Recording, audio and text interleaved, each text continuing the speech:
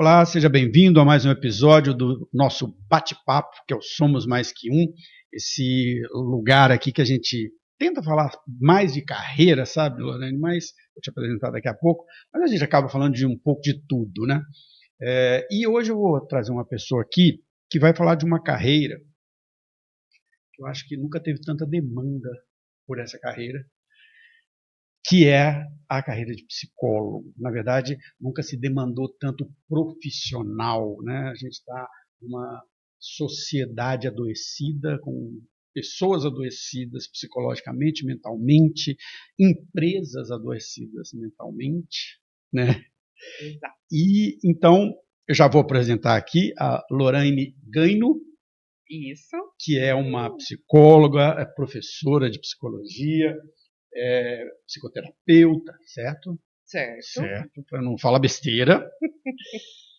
E, bom, nós vamos entrar nesse assunto, mas antes, Lorane, eu queria que você se apresentasse, né? Quem é a Lorane, de onde, como que ela vem, que história é essa, como que a psicologia surgiu na sua vida, né? Esse caminho todo, e aí eu vou pegando alguns trechos aqui para a gente conversar. Ótimo. Bom, Cachito, muito obrigada, primeiro, né, pelo convite, pela confiança. Bom dia, boa tarde, boa noite. Não sei que Hora que você horário que você vai quiser. assistir esse, né, assistir aqui, ou ouvir o nosso, né, esse podcast. Então vamos lá, um pouco sobre a minha história com a psicologia. A psicologia surgiu na minha vida muito cedo, né? Eu tinha muito interesse, muito cedo que eu falo ali já na adolescência. Eu tinha muito interesse pelo humano em si, que eu acho que inclusive tem até a ver com o nome que você colocou aqui, Sim. né, para o nosso podcast, o tema, que é gente. Né? Então acho que esse interesse vem desde muito cedo, tanto que ali na época dos vestibulares, quando os meus colegas iam fazer os testes vocacionais, eu também fui fazer para ver como uma psicóloga trabalhava, porque eu já sabia, Você já sabia para onde você ia. assim que era a faculdade que eu queria muito e, enfim, né? Então teve ali aquele processo da entrada, acabei optando por fazer uma faculdade na cidade, né, onde eu nasci, que hoje é a cidade dos meus pais, que é Araras, né? Nós estamos aqui em Ribeirão Preto, então é cerca de 170 quilômetros daqui, não é muito longe. E então começa, é isso, né? Eu acho que eu não fui uma jovem que teve dúvidas, né, sobre a carreira, o que não é uma regra. Vamos deixar claro aqui. Aliás, Olane, assim, como que o podcast surgiu, né? Eu sempre falei um pouco de carreira, o nome Mais Que Um, ele vem de umas palestras que eu fazia lá em 2017, 2018. Mas por que a vontade do podcast? Meu filho está com 16 anos. E ele está naquele momento da escolha.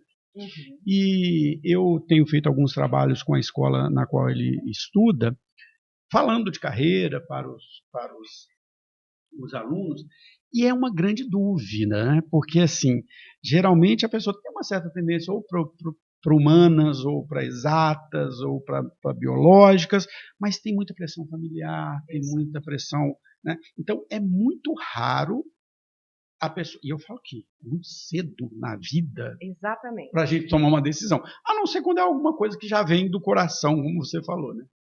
Exatamente. Eu até tenho um pouco de cuidado de contar dessa minha história, porque eu fui uma exceção. Sim. O que colocam como regra, Sim. na realidade. Porque é extremamente natural e importante essas dúvidas dentro dessa fase. 16 anos, 17 anos, 18 A gente não anos. sabe até hoje. Eu não sei até hoje o que eu quero da minha vida.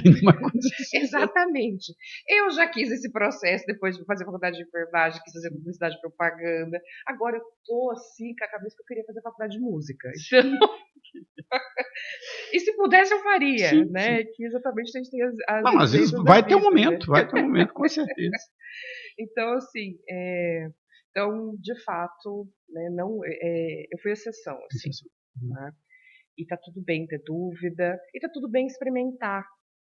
Eu sempre falo que não é uma perda. Às vezes as pessoas têm essa visão assim, eu vou perder tempo. Não, você está aprendendo algo que vai ser valioso para você, de alguma forma. Né? Então, vou falar de certa forma, a maioria dos conhecimentos não é perda de tempo.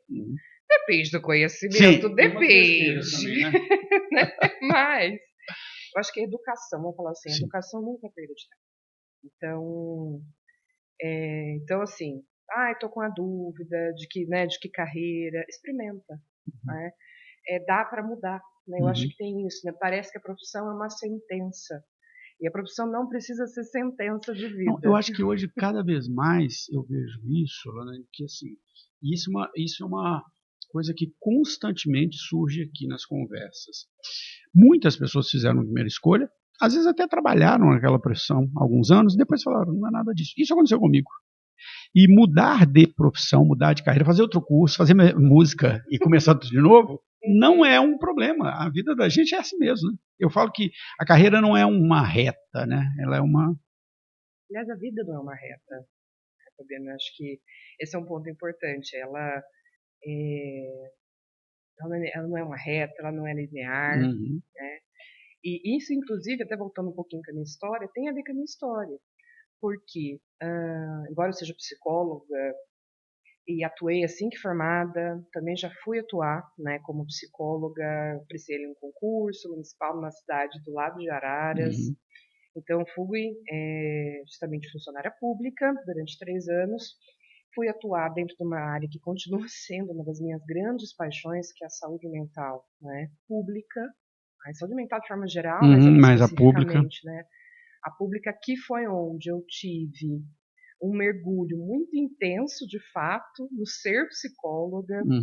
porque quando a gente fala de saúde pública, e foi onde eu atuei, é um contato muito, isso é intenso, né, com muito volume da realidade Sim. brasileira. Né? Uhum. Lorena, deixa eu só colocar um ponto, que esse ponto talvez seja um dos que a gente vai acabar discutindo muito aqui. A gente às vezes não percebe que a gente vive uma bolha, né? Uhum. A gente teve a experiência, eu, minha esposa e meu filho, de vivermos em várias cidades do país. Já moramos no Rio Grande do Sul e em Belém. E quando a gente sai da nossa bolha, é que a gente percebe como o Brasil é o Brasil, né? Não é aquilo que a gente acha, né? Aliás, isso tem a ver, inclusive, com a própria profissão da psicologia, Uhum.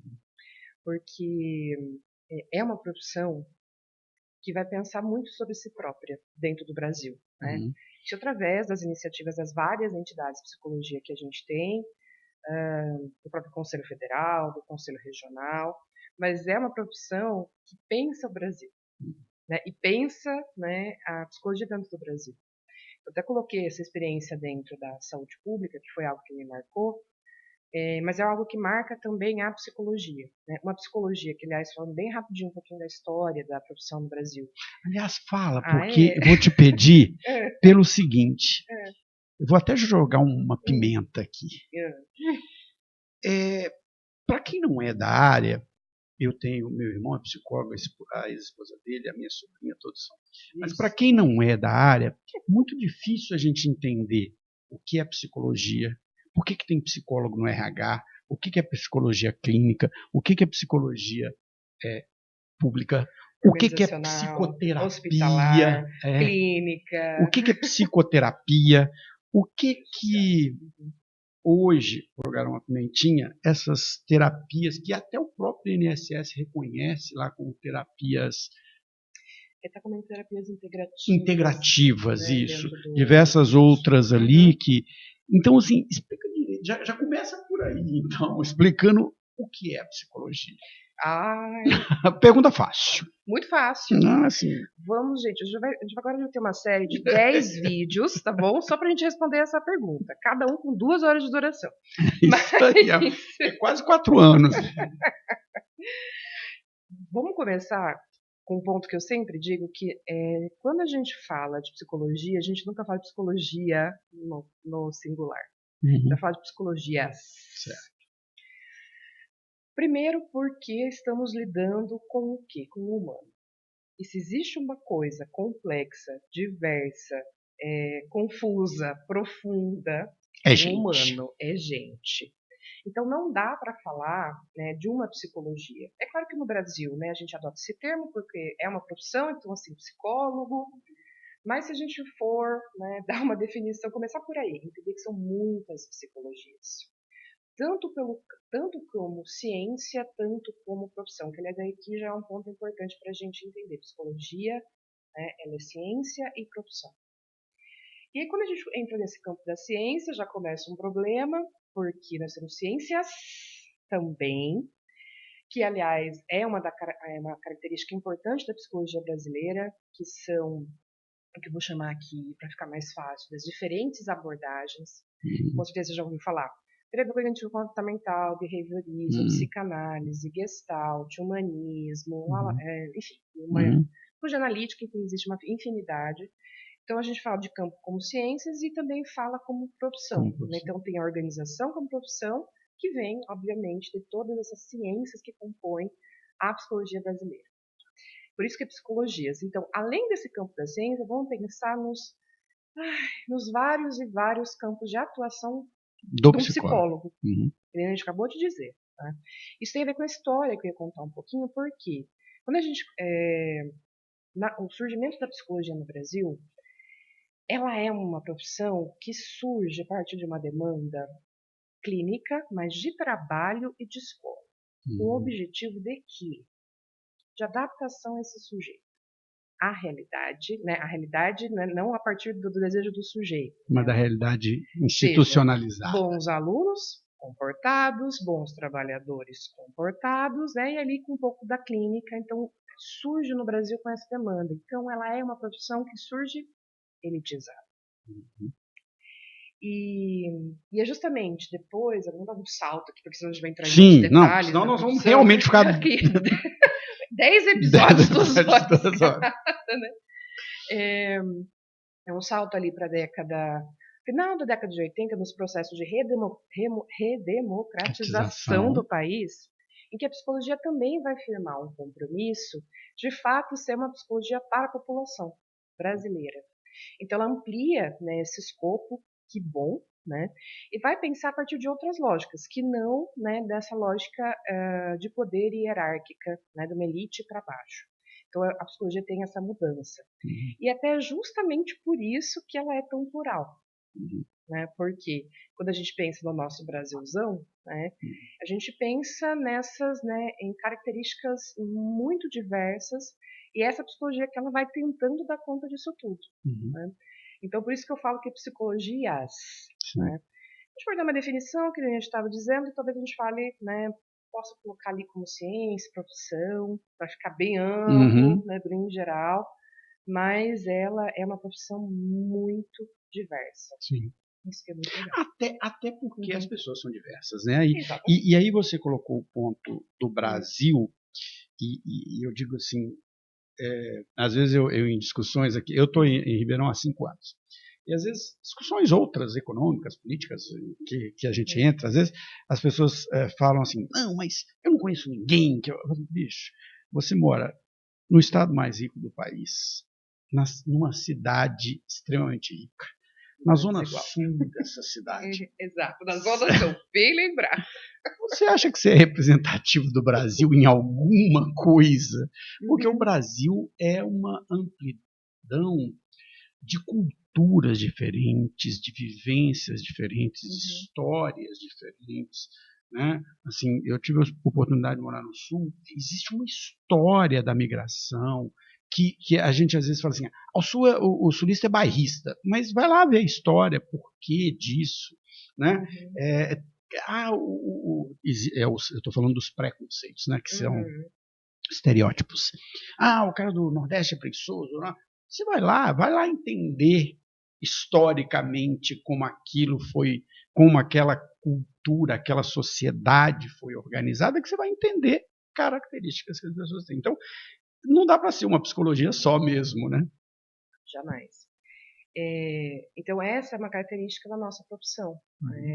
Essa diversidade de campos, embora, aí, Fabiano, vamos falar de uma coisa que também queria trazer, né, quando você me faz esse convite para pensar, a psicologia no Brasil, né, que você diz que cresce a demanda por psicólogos, espero, saiu aqui errada a palavra, espero que de fato cresça a demanda de psicólogos em todos esses campos, porque a gente ainda tem, né, por conta também da história da profissão no país, uma psicologia muito voltada para a clínica. né? Tanto que gente, depois eu posso colocar todos esses dados nos comentários com mais exatidão, mas mais de 70, 80%, né, dos psicólogos atuam na clínica. Né?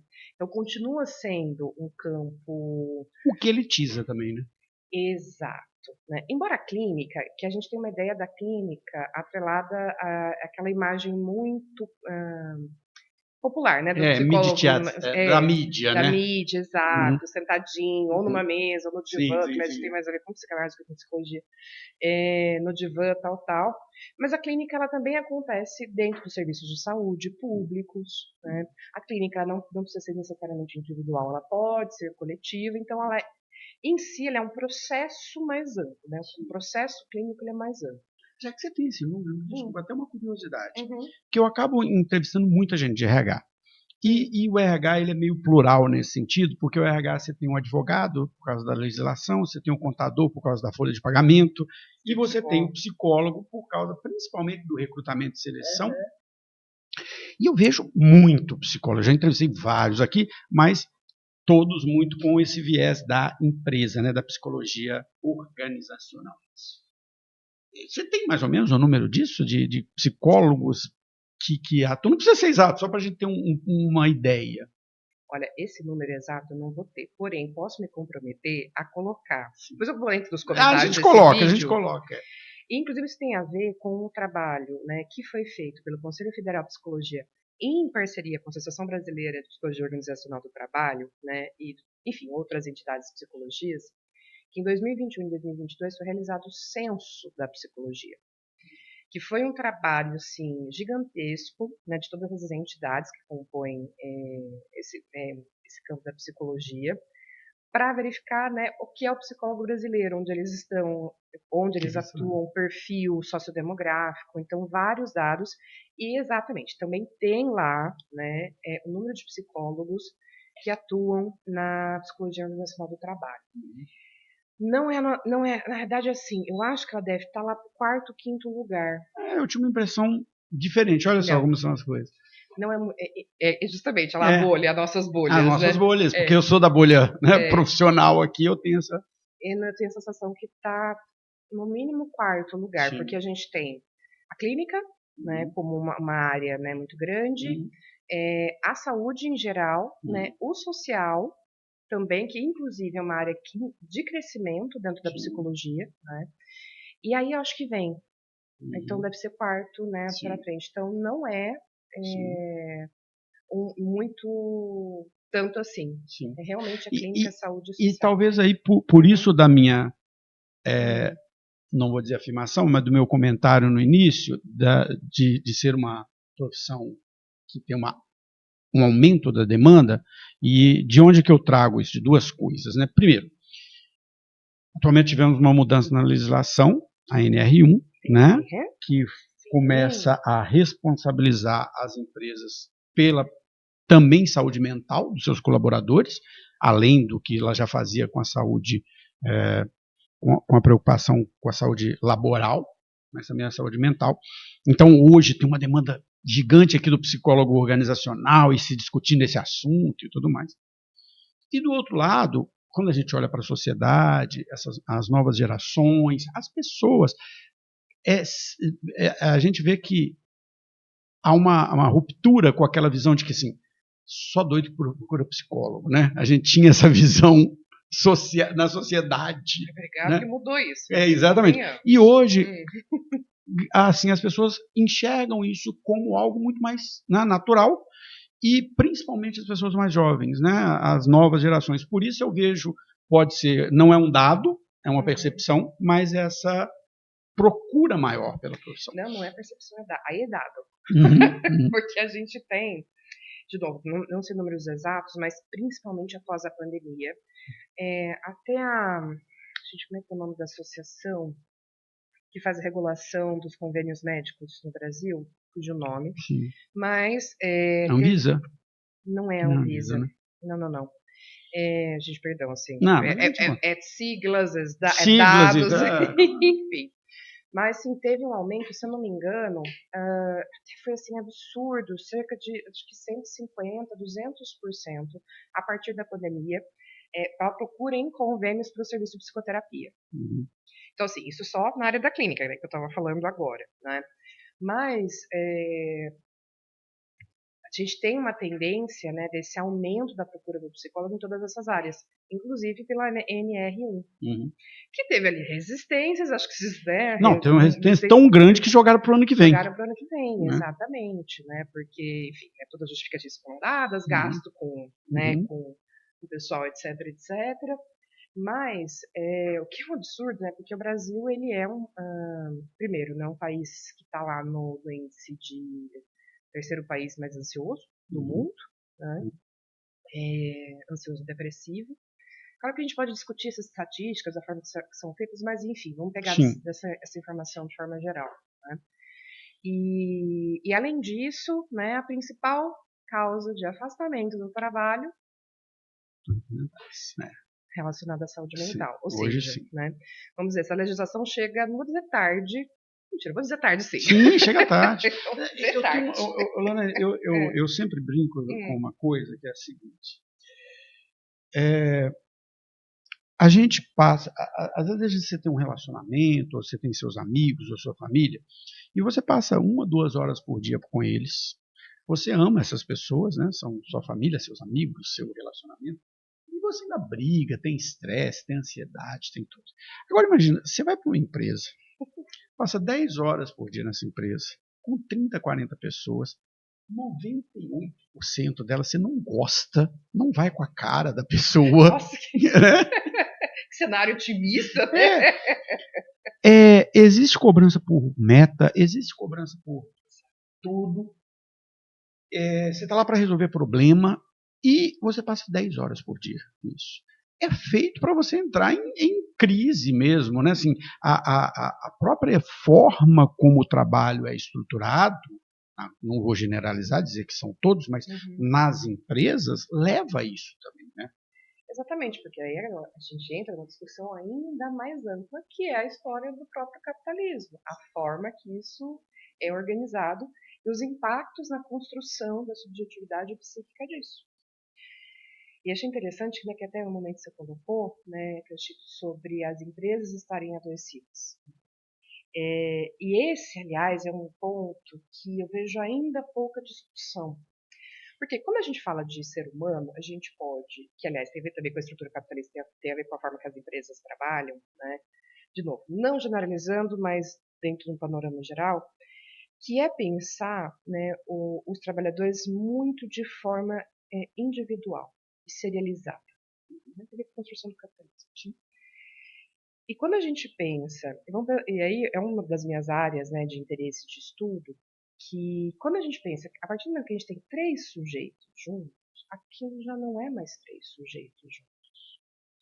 É um grupo. E aí, essa visão, inclusive, é o que falta demais para a gente compreender por que está tendo esse adoecimento. Porque a gente está tendo um adoecimento coletivo. E a gente quer jogar isso para o individual. Que tem a ver com também um aumento dos diagnósticos, né? Que eu vou inventar uma palavra aqui. Uma diagnosticação das pessoas absurda, né? Sendo que a gente devia também olhar isso como coletivo. Uma empresa é um coletivo, uma empresa é um grupo. E todo grupo social, aí a gente já entra numa outra ciência, né? Como você diz, as ciências, né? Que é a sociologia, né? Todo grupo social ele tem uma psicologia própria daquele grupo social, né? Dentro de um campo, né, da psicologia, vamos falar aqui, psicologia de grupos, aliás, outro campo, né? Mais um, né? Dentro dos estudos da psicologia de grupos, a gente diz que um grupo em si ele forma um novo sujeito. Né? E isso é muito difícil de entender, né? E eu vejo assim que uma das causas do adoecimento que tem é isso, começa lá das discussões do capitalismo, da estruturação da sociedade, etc, etc, é justamente não entender o grupo e querer que os sujeitos sejam cada vez mais entendidos de forma individualizada. Que, aliás, é a minha crítica muito bem colocada à psiquiatria contemporânea, né, que entende os sujeitos como, né, é um adoecimento do sujeito, é ele que tem burnout. Uhum. Né? O sujeito ali, o problema é ele. Não é. Né? Não, eu digo isso, ó, vou pegar uma coisa prática disso, né? Você chega nas empresas, eu dou consultoria para empresas, você chega nas empresas e fala assim, nossa, gente, esse povo não quer trabalhar. Todo mundo vem dizendo que está doente, que está no seu... Eu falo, bicho, desculpa, é a sua empresa que está doente, não são as pessoas. Porque se a pessoa chega aqui e ela vive 8, 10 horas por dia neste nível de que as pessoas não se conversam, que um quer derrubar o outro, que o outro quer... É a sua empresa, não é o grupo, né? É o que você acabou de falar. Não tem esse conhecimento, né, técnico, né, teórico que você tem, mas na prática é isso que a gente vê, né? Por isso que eu falo dessa coisa da individualização. Que, inclusive, a própria psicologia brasileira também procura questionar. Né? Eu falo psicologia brasileira, gente, de novo, uma forma muito ampla, né? Mas a gente tem tem um dos campos, né, dentro do compromisso social da psicologia, que é a formação dos profissionais. Né? Então, os conselhos federais, né, todas as entidades, elas se esforçam muito nessa formação do profissional, inclusive para ter, né, essa visão mais ampla de grupo. Por isso que é importante o psicólogo, né, em tantas outras áreas que não é clínica. Porque a clínica, a tradicional, né, ela tem uma visão muito individual e ela não dá conta, ela vai até um certo ponto. Aliás, o povo acha que psicoterapia é panaceia, é a cura mundial das coisas. Não é. Né? Não é. Não, porque assim, não adianta também aqui, se falar uma besteira, me corrija, eu curar o indivíduo e colocar ele num grupo doente, né? Exato. Né? E aí isso é uma grande questão das instituições. É claro que você está falando de empresa, né? Mas a gente pode... Instituição é família, instituição é religião, instituição são organizações sociais diversas, instituição é Estado. E quando a gente pensa, então, nessa instituição, a gente tem instituições adoecidas. Né? E aí, inclusive, um dos sintomas dessas instituições adoecidas é justamente individualizar a questão. Porque é muito mais fácil, por exemplo, aliás, acho que, né, Cachito, com certeza você vê outra fala que é muito comum dentro de empresas, que é essa geração de jovens não quer mais nada com nada. Eles são não sei o quê. Né? Eu falo que isso aqui eu ouço aqui várias vezes. E eu falo assim, olha, desculpa, mas o erro é seu, porque eles estão pelo menos mais saudáveis do que a gente, porque eles falam assim, estão mais conscientes. Conscientes, verdade. Saudáveis não. Porque aí, ainda, você falou a questão das instituições, e isso amplia mais, que aí a gente vai para a sociedade, porque também vivemos numa sociedade doente. Exato. Né? Vivemos numa sociedade, porque assim, você fala, por exemplo, rede social. Rede social não é estudar deprimente, porque eu entro naquilo e falo, gente, eu sou pobre, feio, minha vida é desinteressante, todo mundo tem uma vida linda, né? Não é assim? Exato. Então a sociedade também, quando você fala do capitalismo, e a gente tem que ter um cuidado ao falar isso, porque às vezes as pessoas compreendem errado, né? A gente está falando de sociedade, da forma como a sociedade se organiza. Tá lá, né? Se volta lá atrás, né? Em Adam Smith, né? Em todos esses pensadores, Weber principalmente, que eu sou apaixonado por Weber, eles vão mostrar exatamente assim, que toda essa construção do capitalismo é baseada no conceito de que o ser humano é uma peça. O próprio termo recursos humanos vem dessa visão de que a pessoa que está ali não é uma pessoa, é uma pecinha que se eu tiver que trocar, eu troco de novo. Né? Então, quem estuda administração, a escola clássica da administração, a escola de administração científica, que é Taylor, a ideia era quebrar o trabalho em tantos pedacinhos que você é só uma maquininha que se eu precisar tirar você, tempos modernos de Chaplin, né, mostra exatamente isso, né? Você é uma peça. E engraçado, tem um autor que já faleceu, o Ken Robinson, que fala de educação, e ele mostra como a educação foi pensada, a nossa educação, do jeito que ela é seriada e tudo mais, ela foi pensada para criar este indivíduo, que é um indivíduo que faz parte da peça, né? Faz parte da máquina. Exato. Você percebe a ideia de pecinha? Né? Lembra que eu falei da questão da individualização? Sim. Né? Então a gente tem realmente essa tendência. E é engraçado, né, porque quando a gente tem movimentos racionalistas, né, inclusive até filosóficos, de achar que o ser humano ele é um ser puramente racional. Que tem a ver, inclusive, você falou assim, vou botar uma pimenta, né, com as terapias, né, integrativas, né, que vem assim, é só pensar positivo, controle o seu pensamento, seja grato. Vou resolver o seu problema. Seja feliz. Seja feliz. Pronto, começa a ser feliz. Então, perceba, então, assim, todo esse processo, né, dessa coisa seriada, né, da individualização, de achar que o ser humano, ele é algo completamente racional, que pode, né, ter controle dos pensamentos, basta ter força de vontade, né? Coach. Percebam, né? Percebe, né? Você não é rico porque você não tem o pensamento. Exatamente, você não se esforçou o suficiente. Tá? E aí, é isso, né, Fernando? Por isso que a gente tem esse processo de adoecimento, porque quando a gente pensa no ser humano a partir dessa perspectiva, a gente exclui um componente fundamental que é todo o campo da subjetividade. Né? E, aliás, sobre teoria de grupos, né? Quando você fala assim, a gente tem lá um grupo funcionando, né? A gente troca uma pessoa desse grupo, mudou o grupo. Do grupo. E é esse tipo de pensamento que, de fato, né, é muito difícil a gente ter, né? Porque vem um viés utilitarista, né? Como se a gente não quisesse olhar para esse sujeito, né? Eu falo sujeito até um pouco pela minha escola, que é psicanálise. Sim, sim, né? mas indivíduo, vamos falar assim, né? Por esse indivíduo, né? Essa lógica do que ele é útil, para que ele serve, não quem que ele é.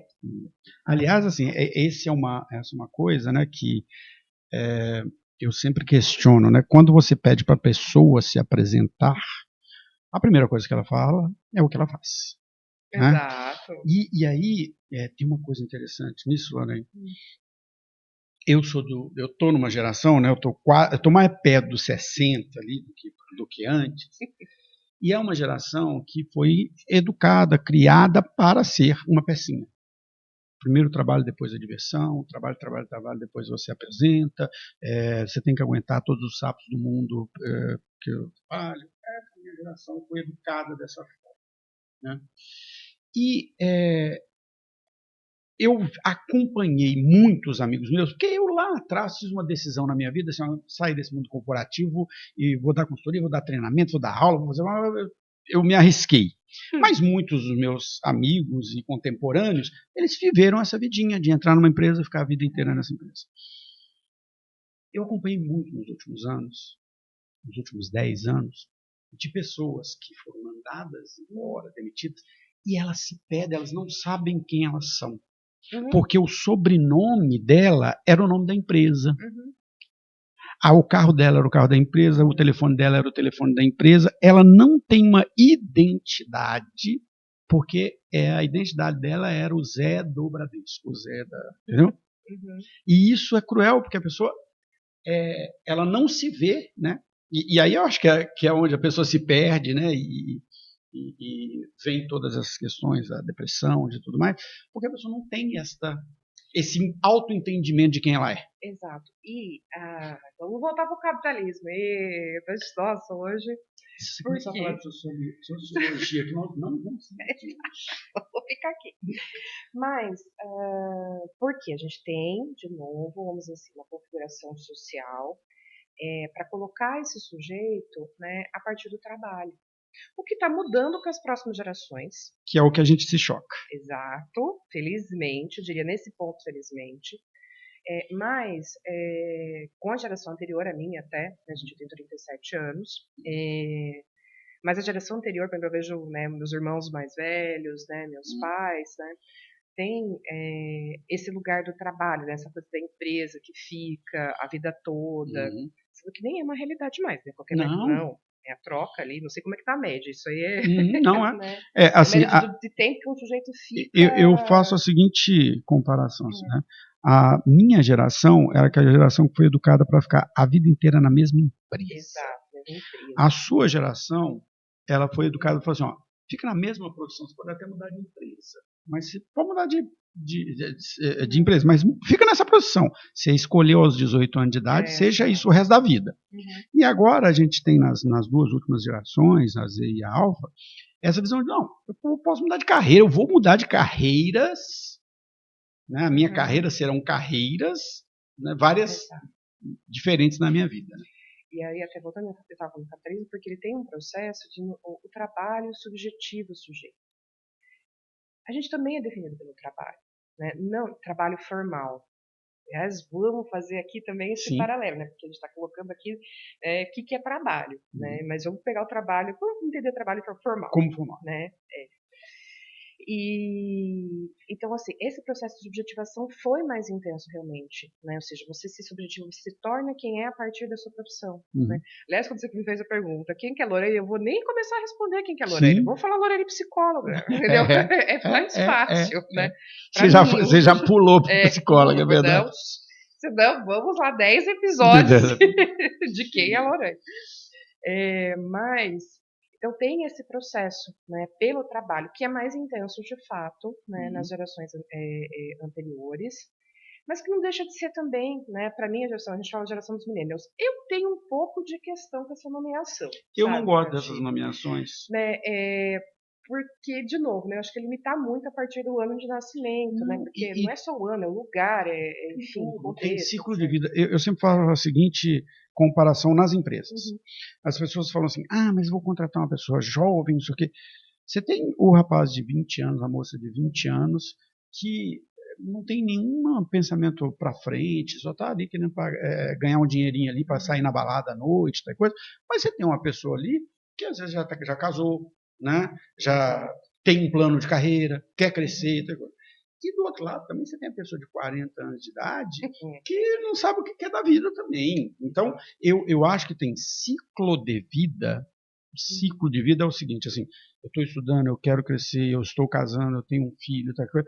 O ciclo de vida, ele define mais até do que a idade, né? Porque você vai, de certa forma, agir. Vou dar um exemplo. É a crise dos 40 dos homens. A crise dos 40 dos homens é o seguinte, o cara quer ser meninão de novo, né?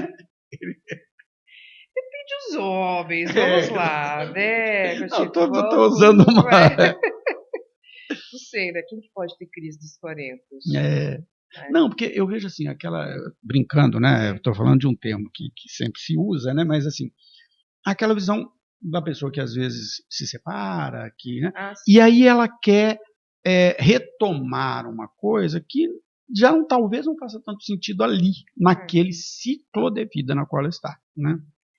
E é interessante isso, né? Porque, aliás, você fala duas coisas, né? Até voltando um pouquinho antes, essa coisa da definição de si, né? Porque, mesmo na minha profissão, né, que eu falei, sou psicóloga, sou psicóloga desde lá dos meus, na faculdade, 17, 21, gente, 21 anos. E a gente sabe, enfim, né? Nem eu mesmo. Mas vamos lá, desde os meus 21 anos, né, sendo psicóloga, mas até é interessante que o pessoal, assim, né, que a gente pergunta, né, como é que a gente quer ser colocado até na divulgação, né? Sim. Falei, coloca psicóloga, coloca docente de psicologia, porque se fosse colocar tudo, você ia colocar psicóloga, docente de psicologia, psicanalista, supervisora. Sim. Só 4, tá bom, né? Vou parar por aqui, que senão também a gente continua. Por quê? Mesmo dentro do trabalho a gente tem, né, todas essas definições. E que isso tem a ver lá com o processo, né, de subjetivação que eu falei. Mas, né, é interessante, né, voltando a essa questão da idade, né, de pensar nessa coisa da faixa etária. Sim, a gente tem, né, já vai 30 anos, né? Os marcos, né? Os marcos, eles são... né? Como se, tipo, uma idade terminada em 0, 30, 40... Não, mas tem isso aí. De alguma coisa. Mas é simbólico, né? Tem, simbólico. A gente acho que são momentos que a gente se analisa.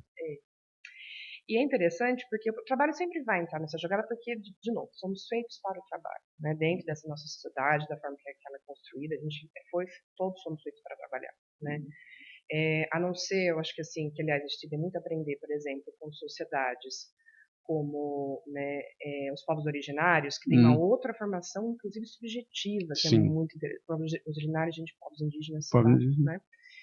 Que é muito interessante. Mas quando a gente tem, né, uma sociedade capitalista, colonizada, é para o trabalho. Você é um sujeito feito para o trabalho, né? E aí, então essa questão da idade, inclusive, entra nessa jogada.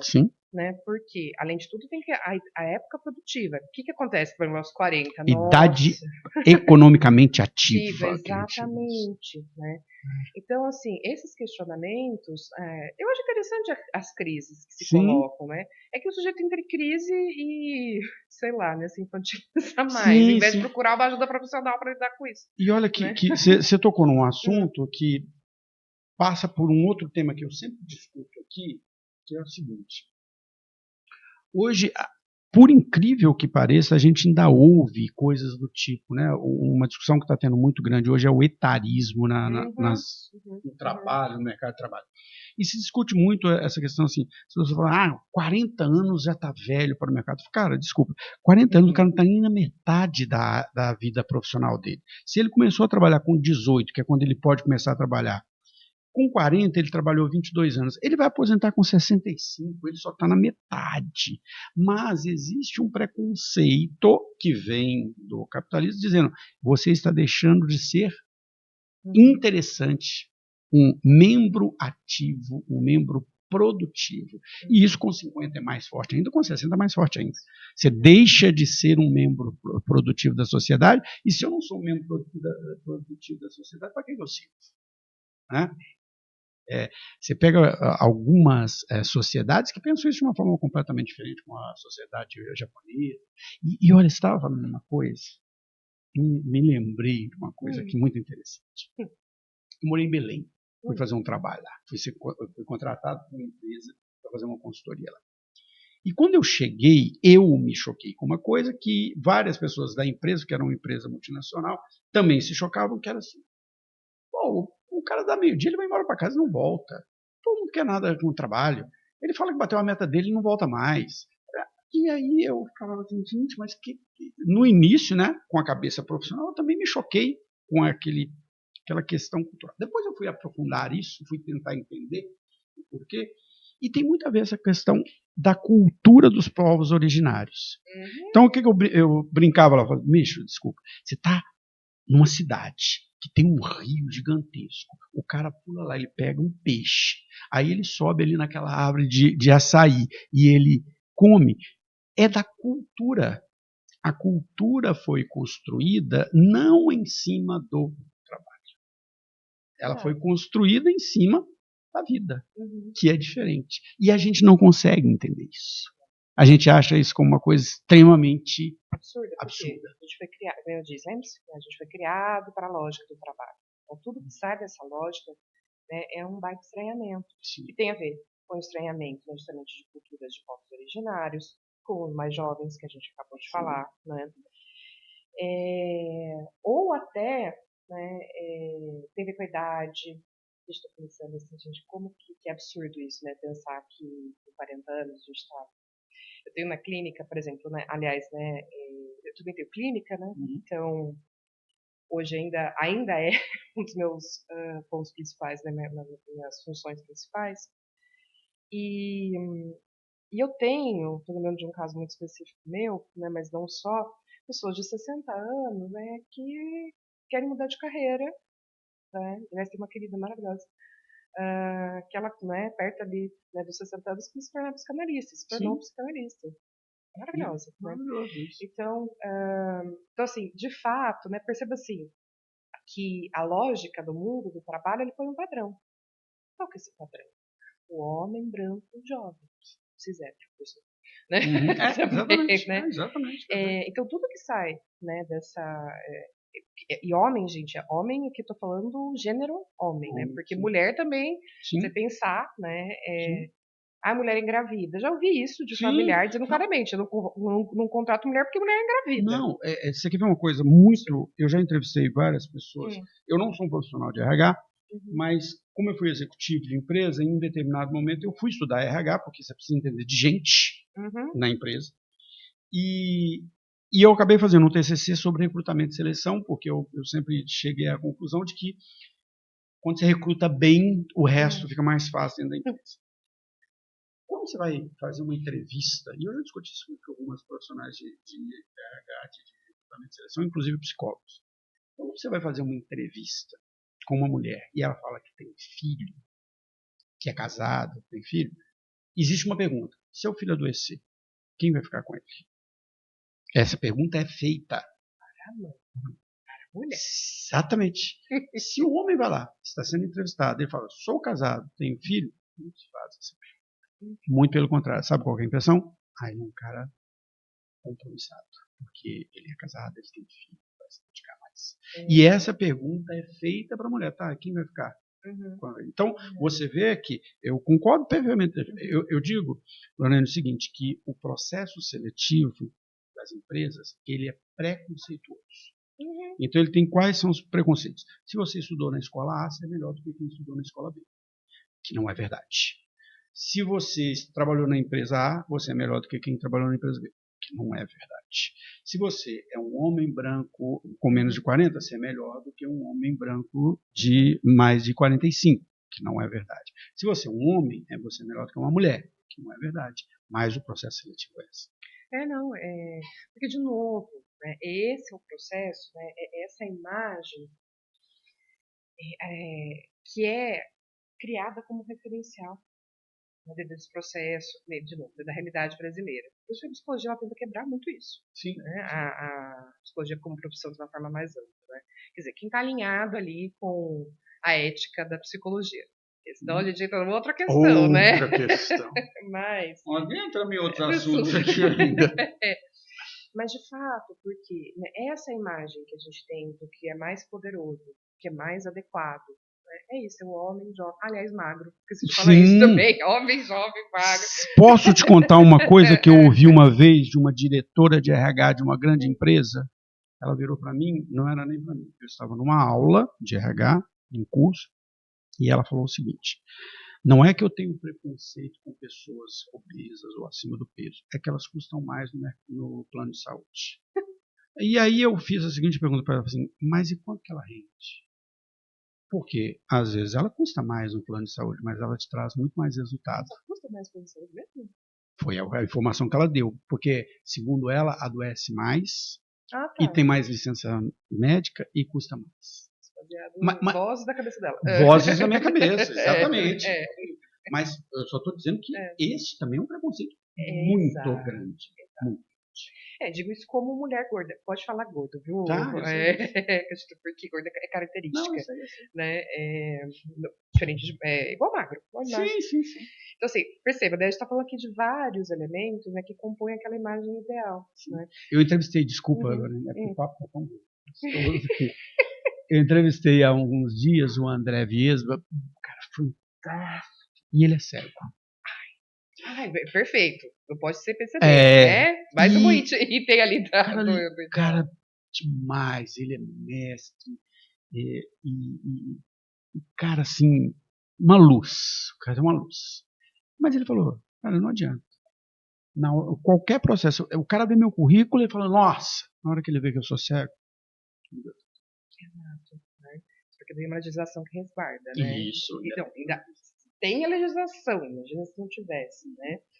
E é esse o processo, né? E até, que a gente fica pensando, que a gente está discutindo aqui muito a psicologia, né? Qual que é o papel do psicólogo nisso tudo, né? Por isso que eu digo assim, quem quer ser psicólogo, né, no Brasil hoje, ele tem que estar aberto a entender essa diversidade humana, né? E trabalhar com essa pluralidade, que é um desafio quando a gente pensa, né, em empresas privadas, tradicionais, etc, né? Então, assim, essa é uma característica, né, a gente está falando de escolha de profissão, de pensar, né, é muito importante. Sim. Porque todos esses elementos, né, a psicologia, inclusive, a gente vai ter, né, agora no início de julho, um congresso muito importante para a psicologia no Brasil, que define assim, a atuação, né, dos próximos anos da psicologia.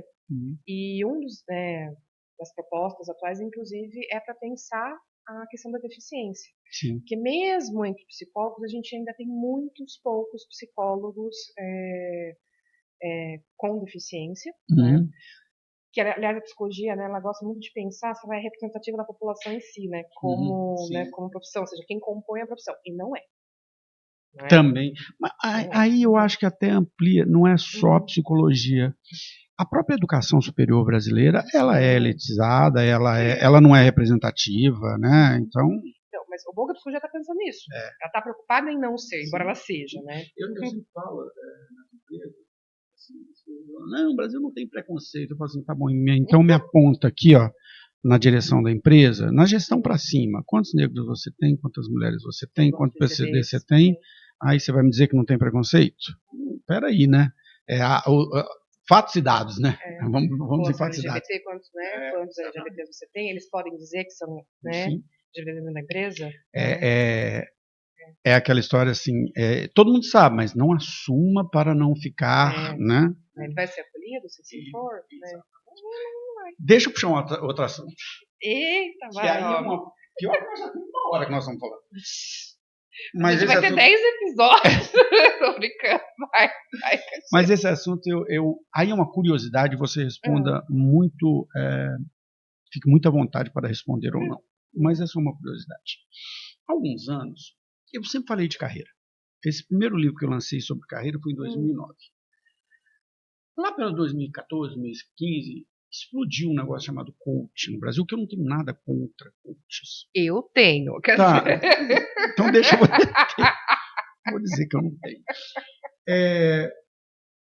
Porque, assim, eu acho que o trabalho, quando você viveu, teve toda a sua história, e você fala, agora eu quero compartilhar isso, e eu tenho que dizer sobre esse tema, legal. Ou você estudou para isso. Chegou.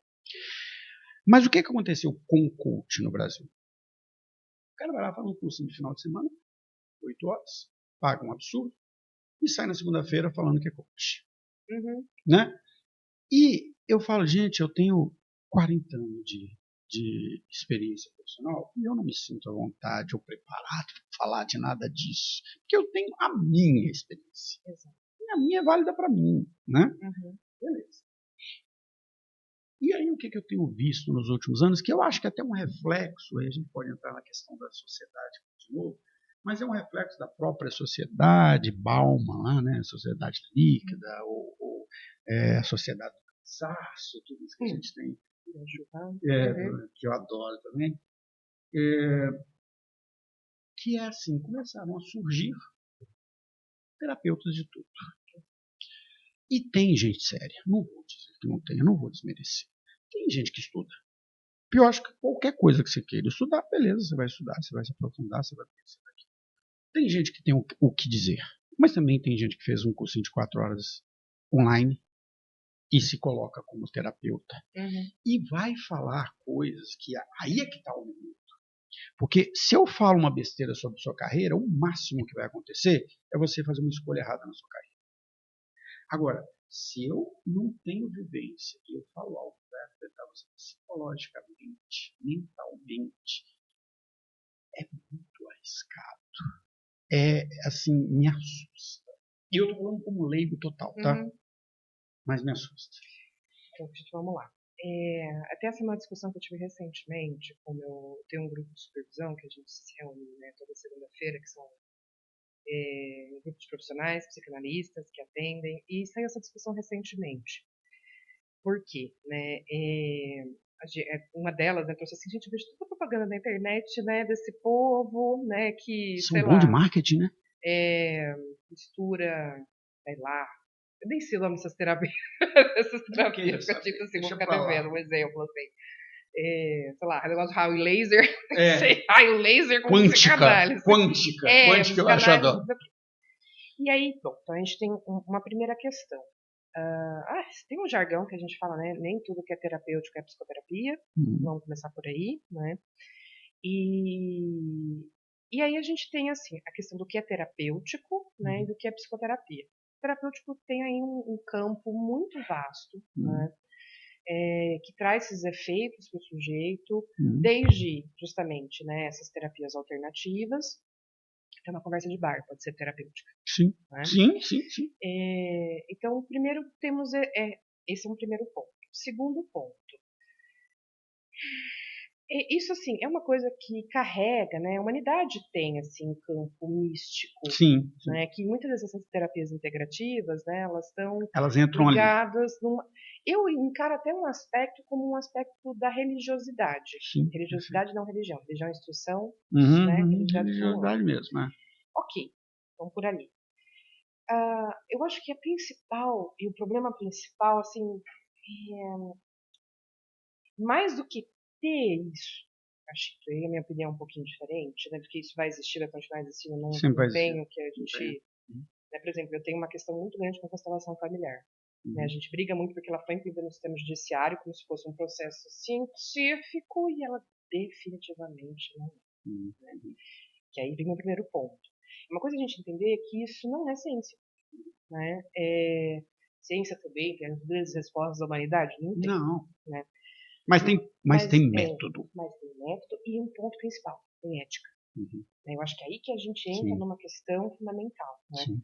Porque a gente tem uma preocupação com a ética, a gente tem uma preocupação, né, de seja, né, todas as psicologias, né, tem uma preocupação com isso, né? Porque o foco é o sujeito. Porque a gente não pode garantir dentro desses outros campos. Mas para além disso tem um problema maior, que é quando mistura. Aí a gente tem falhas graves. Quando mistura essas duas coisas, né? Tipo assim, eu sou psicólogo e tarólogo. Aliás, eu tenho um grande amigo que é psicólogo e tarólogo, e ele é muito consciente, fala uma coisa, outra coisa. Não se Eu sou mistura. professor e eu sou não sei o quê, mas uma coisa não é... Não se mistura. Então, minha atuação é para esse lado uma coisa, isso aqui é totalmente diferente, né? Mas a gente tem essas... E aí, você quer ver um problema maior? Mas isso aqui é pô, pimenta, a gente vai Então pôr. vamos pôr, né? Vamos pôr. Bom, gente, a Lorena tá falando aqui, tá? Na cachita. Mas, porque eu vou falar uma coisa super problemática. Coisas que não se misturam, né? Porque a psicologia ela é ciência e profissão. E a gente tem um avanço muito grande no país de uma coisa chamada Vamos respirar? Respira Psicologia Cristã. Gente, isso. A religião é uma coisa, né? A profissão da psicologia é outra. Tem psicanálise cristã também. A gente ainda estava na psicanálise, estamos falando de psicologia. Então, assim, isso eu acho muito, mas muito grave. Mas, se a gente for colocar uma escala de gravidade, tudo é grave. Mas na escala de gravidade, eu acho isso pior do que a gente pensar terapias alternativas. Porque os danos que é causado aos sujeitos, que a gente tem documentado e pesquisas sobre, acontecem muito mais nesse viés. Sim. Né, você sabe o que você estava falando? Uma coisa eu estava recordando. É um campo completamente diferente, mas tem tudo a ver isso aí que você está falando. Tem um autor chamado John Naisbitt, e ele é um ramo da economia e da administração que a gente chama de futuros, né? Mas é que, na verdade, são análises sobre uma série de dados que permitem você meio que, né, não prever, mas dizer para onde as coisas estão indo. E o John Naisbitt, em 1990, ele escreveu um livro chamado Mega Tendências 2000, em que ele dizia como seria, né, o mundo ali. E olha o que ele fala lá em 2090. As pessoas estão no mundo como um todo, ele é americano, no mundo como um todo, tão focadas no trabalho. Lembra que a década de 90 foi a década dos yuppies, né, naquela coisa toda. E elas estão se afastando tanto de outras coisas, das pessoas, e se focando tanto no trabalho, e se afastando das redes de relacionamento e tudo mais, que em algum momento da década de 2000 em diante, essas pessoas vão se sentir perdidas. E elas vão buscar apoio espiritual. E esse apoio espiritual virá, ele falava isso lá em 90, por meio de religiões, por meio de grupos. Então, por exemplo, eu brinco com minha esposa. Minha esposa joga beach tênis. O beach tênis é uma religião. É quase uma seita. É uma seita. Você quer ver outra que é outra seita? É o tal do CrossFit.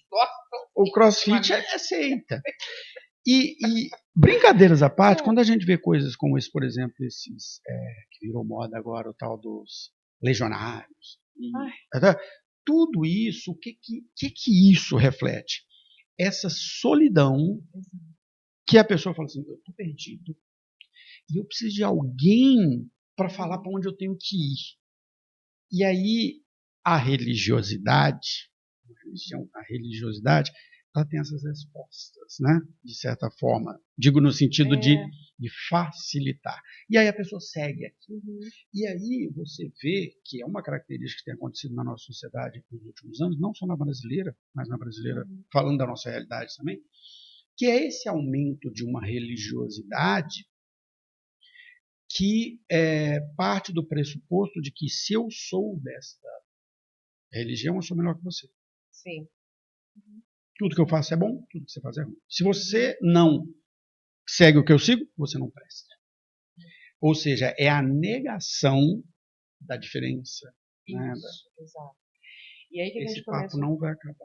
Não vai. Ai, então assim, ó. Então, mas, e eu acho que esse é um ponto, assim, porque a psicologia, ela não se... E aí é interessante, até recentemente, dentro da sala de aula, né, teve uma aluna que fez uma pergunta assim, mas por que... primeiro ano, toda nova, primeiro ano de psicologia. Por sinal, teve uma aluna minha que já esteve aqui, a Monize. Que Beijo, pessoa Monize. legal. Ela é uma Não fofura, sabia. e uma ótima aluna, por sinal. Não sabia que ela tinha sido, que ela é sua aluna. Nossa, ela então, talvez tenha acompanhado essa história que eu vou contar, né? Teve uma aluna que perguntou em sala de aula, assim, né? Ali nos primeiros dias que eu dando aula, falou assim, Lorena, por que todo professor que é psicólogo fica falando de religião? Né? Parece que se você só critica. Eu falei, vamos lá. né? Primeiro que a gente tem todo um campo da psicologia das religiões para pensar a religião, né, como um fenômeno humano, porque tudo que é fenômeno humano, a psicologia vai se debruçar, né? As psicologias. Mas a gente pensa também como um componente social, e é exatamente isso. Por que há um crescimento, né? Qual que é o lugar, tal. E a gente tem que tomar muito cuidado quando a gente critica, né, essa crítica, né, essa questão, principalmente desse campo da psicologia cristã, o pessoal entende que eu estou criticando a pessoa, estou criticando a pessoa, criticando, né, a situação como um todo, né? E aí, né, ela veio essa pergunta assim, por quê? Porque, bom, primeiro, o que é isso? A psicologia vai se debruçar a pensar sobre isso.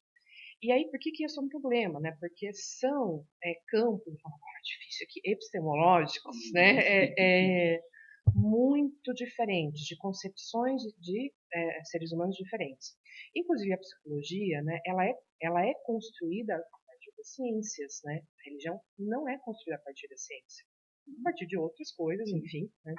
Então, essa diferença tem que ser muito marcada. Então, por exemplo, quando a gente vê uma mistura, né, disso, falando de psicologia, tem psicanálise cristã também, que é outro campo específico, que também é construído a partir de ciências, né, e também não se mistura. Então, assim, eu acho que isso é muito grave, né, porque que nem você disse, é uma busca por respostas, e aí vira uma salada teórica. Né, do tipo, aqui tem coisa que eu gosto aqui, tem coisa que eu gosto aqui. Eu pego aquilo que me interessa. Eu misturo. Não dá. Como é que chama? Não é nem uma salada só, aqueles restaurantes, aquilo, né? Que tem churrasco e sushi. Você tem churrasco e sushi. Então não dá. Não, e eu sei, assim, se eu falo que esse assunto, se a gente for render aqui, ele vai embora, porque, assim, a gente tem fases na vida da gente, né, assim, no início a gente sempre pensa, a gente entra nas coisas pela profissão, né, pelo trabalho, eu preciso ganhar dinheiro, eu preciso de um trabalho, eu estou sendo cobrado pela minha família, e depois na vida você vai evoluindo e crescendo como pessoa, e você vai enxergando o mundo um pouco mais, de uma forma mais ampla, tentando entender o mundo no qual você se insere, né? A gente tem essa ideia de julgar as pessoas, e depois a gente vai entendendo o porquê, né? Por que a pessoa pensa daquilo, de onde ela vem, qual é a cultura na qual ela está inserida. A gente é reflexo da nossa cultura, né? Você falou isso, você falou uma frase teoricamente, né, que é do ponto de vista teórico, né, que você falou que quando são 3 pessoas já é um novo indivíduo. A nossa mãe falava isso, ela falava assim, ó, 2 cabeças pensa melhor que uma, mais 3 cabeças juntos só pensa merda, né? Pode ser, tá conflito. Exatamente. O conflito é necessário e importante. Exatamente. O problema é saber o que fazer com isso. Então, a gente tenta sempre buscar entender nosso lugar no mundo, né? Nosso lugar na sociedade, como as sociedades são construídas. E eu tive essa experiência, que eu acho que ela é muito rica, eu sempre falo isso pro meu filho, que está com 16, assim, vai embora, vai para qualquer outro lugar, que não seja a sua cultura. Porque toda vez que você sai da sua cultura, você começa a olhar para o mundo e fala, gente, não é meu mundo, não é meu umbigo isso aqui. E eu também tenho uma visão muito peculiar sobre a questão da religião, porque quando a gente pega historicamente o papel das religiões na sociedade, no desenvolvimento social, ela sempre teve esse papel da dominação, do controle, né, que faz parte da base dela, a religião é construída a partir disso. Isso, exatamente. Então eu tenho essa minha visão, que nem cabe a gente discutir assim meio particular sobre ela, mas ela parte deste princípio também de exclusão. Não é assim, se você é um dos meus, agora se você não é um dos meus, e eu não acho que a gente conseguir, essa para mim é a grande dor que eu tenho nos últimos anos no Brasil, que sempre foi um país que culturalmente sempre foi um país de consensos, de buscas, de entendimento, de aceitação, e nos últimos anos ele se transformou num país de divisão, né, de separação, de uma dor para mim isso, porque a gente está perdendo aquilo que é mais importante da nossa cultura, que sempre foi a cultura do acolhimento. Eu falo assim, já que estamos falando de religião, quer uma coisa mais linda de que a lavagem da escadaria do Senhor do Bonfim é uma festa do candomblé que acontece na Igreja Católica, né? E hoje a gente não pode mais ter isso, né? E é muito reflexo dessa sociedade. Quando eu digo doente, que eu estou dizendo, acho que perfeito, você tocou num ponto fundamental, porque sabe o que a gente está falando, assim, são tantos assuntos, né? Por isso que é difícil. De tanta coisa. É difícil fazer um. Você quer mesmo fazer um podcast comigo sobre psicologia, né? Tipo assim. Porque percebe, a gente está falando da pluralidade do ser humano, né? Aliás, tocou num ponto que é a teoria de grupos, né? O quanto que o diferente, ele traz um estranhamento, porque ele, de fato, ele me tira de um lugar de conforto, né? Freud diz isso desde 1940, vamos falar assim, né? Não só Freud, mas vários sociólogos, mas com a psicanálise, né? Freud também se debruçou sobre o fenômeno, sobre grupos, para pensar, né? E, inclusive, ele diz uma coisa muito interessante, né? Um fator muito importante para a união de um grupo é o ódio. E a exclusão diferente, né? Que ele chama, inclusive, narcisismo das pequenas diferenças, né? Isso aí está na base de um negócio chamado fascismo. Então, exato, meu querido. E, então, assim, por quê? Porque isso é meio que a gente tem que criar um inimigo, né? Vamos criar um inimigo. Aliás, politicamente hoje, o que se faz, não só no Brasil, no país, o que se sempre faz? Quem é o meu inimigo? Deixa eu construir um inimigo. Se não tiver, né, a gente cria. A gente cria, né? Essa é muito cria. E isso é interessante porque todos esses processos, né, a gente está falando muito dessa sociedade doente, né? Essa polarização que a gente vive no país, né? Porque essa incapacidade é interessante para quem está no poder que haja essa polarização, porque há um enfraquecimento e adoecimento. Então, aí se mantém as estruturas de poder, né? Como eu disse, a individualização, tudo que fragmenta, né? Ela enfraquece, né? Só que a gente tem que tomar cuidado porque quando a gente pensa na questão de grupos, né? A gente também tem que entender que um grupo ele vai ser um bom grupo, quão bom grupo, a gente pode falar bom e mau grupo, mas ele é interessante quando ele é capaz de ampliar e acolher a diferença, que é diferente dele. Né? Só que assim, isso é muito difícil porque está na base da estruturação humana. Você pensar, todas as guerras que são travadas né, até hoje, qual que é a base dela? Dizer que tem algo, tem um inimigo, tem diferente, etc. Né? Então, quando um grupo ele é mais saudável, vou usar essa palavra aqui, né, ou ele está no momento mais saudável, ele consegue abrir né, para a chegada dessa diferença. Né? E é isso que a gente tem muita dificuldade, seja no nível macro, num grupinho, dentro da família, do grupo de amigos. Quem não lá na adolescência tinha um grupinho? 4 amigos. Aí é só gente, não pode ter mais ninguém. Amigos para o resto da vida. Quanto que a gente vai para o nível micro, quanto que a gente vai para o nível macro, quando a gente vai para sociedade, de país, né, de religião, etc. Então, assim, a gente tem que pensar, né, que a gente está diante de vários processos de adoecimento, né, da sociedade, consequentemente dos seus componentes do sujeito. Então, esse que é o grande desafio. Aliás, esse é o grande desafio de ser psicólogo no mundo, daqui, né? Enfim, né, a psicologia ela é uma profissão muito forte no Brasil, né, diga-se passagem de dados, né? A gente tem 523, mais de 520 mil psicólogos. Em 27 anos nós teremos 1 milhão. Né? Então é uma profissão muito forte no Brasil, né? E esse é o desafio da nossa profissão. Esse é o desafio de ser psicólogo hoje, né? De entender e trabalhar com todas as diversidades e ser aberto a isso. Né? Se você quer fazer psicologia, o seu interesse pela área, né, e não é capaz de suportar a diferença e a pluralidade, não seja psicólogo. O que você vai ser, não sei, porque não sei como é que você vai ser ser humano sem suportar. Mas, enfim, né? Mas não psicólogo. Mas não psicólogo, né? A gente já está com problema demais. Bom, assim, eu continuaria, mas já são 5h20 da tarde, eu sei que você tem vida pessoal também. Então, eu vou pedir para você, né, vou abrir para você encerrar, comentar, fazer algum comentário. Mas realmente é um assunto, assim, nós falamos de muitas coisas. Nossa aqui, Senhora, né? A gente daria para ficar... A gente está no buffet que tem churrasco e sushi, meu cara.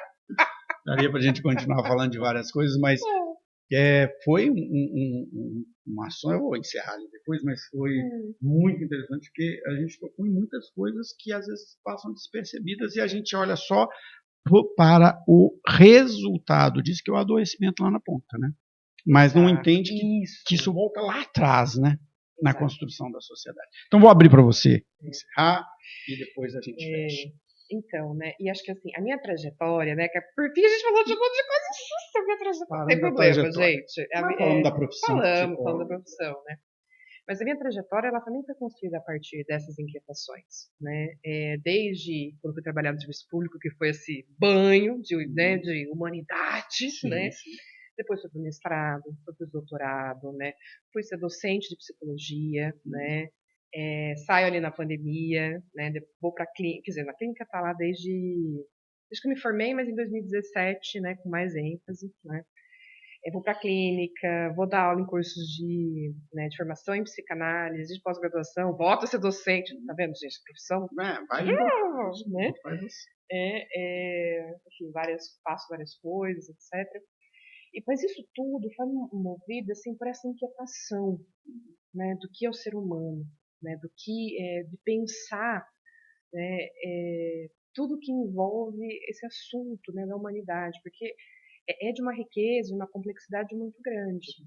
Então, assim, isso e essa inquietação, essa angústia, que muitas vezes é difícil de suportar, né, mas faz parte constituinte do nosso psiquismo, né, essa angústia, é o que me fez caminhar. Pensa tudo isso, né? Tudo isso que a gente está conversando. É assim, imagina como você, né? né? Que foi para outras áreas, mas a gente está olhando, né, para o ser humano. Então, assim, então para dizer que um dia, né, quiser ser psicólogo, seja com 18 anos, com 20, com 30, com 40, com 50, com 60, com 70, com 80, 100 anos, vai que, né? Exatamente. Eu acho que tem que estar movido por essas questões, assim, né? E é uma profissão de crescimento, né? Valorizada? Ainda não. Aliás, acho que esse é um ponto fundamental e um dos desafios da nossa profissão, né? Essa valorização, inclusive, né, do campo investimento financeiro mesmo, né? Mas é uma profissão assim que movimenta, né? Não tem como você fazer uma faculdade de psicologia e ser do mesmo jeito, né? Então, tudo assim, que a gente aprende muda a gente, né? Então, quer ser psicólogo? Olha só que delícia essa complexidade. É isso aí que você vai pegar, colega. Não, e você sabe que, assim, eu acho que essa conversa nossa de hoje, ela reflete muito o conceito inicial do somos mais que um. Por que é somos mais que uma ideia, né? Isso nasceu lá atrás, né, em 2017, quando eu fazia um trabalho no LinkedIn de ajudar as pessoas que estavam ali em processo de recolocação, tal coisa. E eu sempre falava isso, assim, né, que toda vez que você junta uma outra pessoa, você sai melhor, né? Toda vez que tem mais um, a coisa fica mais completa, porque cada um traz suas vivências, suas experiências, suas visões, etc. E depois ficou adormecido muitos anos, o Mais Que Um, se procurar lá, tem umas palestras antigas sobre isso, que a gente trazia pessoas diferentes para fazer palestras. E quando eu resolvi fazer o podcast, né, eu quis resgatar essa ideia, né, porque para falar de carreira? Mas não dá para falar de carreira sem falar de vida, sem falar de sociedade, sem falar de pessoas, sem falar de indivíduos, sem falar de crença, sem falar de uma série de coisas, né? A carreira, ela está ali dentro daquilo que nós somos. E o Somos Mais Que Um é isso, né? É trazer uma pessoa que a gente falou que ia falar de psicologia, mas falou de um tanto de outras coisas, mas falou de psicologia também. E olha só que riqueza, né? Hoje, eu fiz 3 entrevistas aqui hoje, trouxe um empresário, e sabe o que ele falou? De como ele se tornou o melhor empresário quando ele se autoconheceu, quando ele se conheceu assim, né? Ele buscou o autoconhecimento. Depois entrevistei uma pessoa da área de educação, que também é da área de comunicação, e a gente falou da importância de conhecer o outro para se comunicar melhor. E agora a gente, né, encerra o dia falando de tantos assuntos assim. Então, pessoal, é isso que Somos Mais Que Um, não é o objetivo de ser algo com foco, né, mas ser mais que um, né, trazer pessoas. E para mim, hoje, tem um valor, isso que a gente conversou aqui, eu tive um grande professor que ele falava o seguinte, né, quando você aprende algo novo no dia, seu dia valeu a pena porque você vai dormir melhor que você acordou, né? E eu acho que hoje a gente aprendeu um tanto de coisa junto aqui, foi legal. Então, seremos melhores hoje à noite. Então, pessoal, muito obrigado. Vamos ter vários cortes aí, porque essa conversa dá vários cortes diferentes. E não deixe de acompanhar a gente, seguir também nas redes sociais, para você assistir os cortes. E, Lorraine, mais uma vez, muito obrigado por ter vindo, ter dedicado o seu sábado para a gente aqui. Muito divertido. Obrigado. Gostei. Tchau, tchau.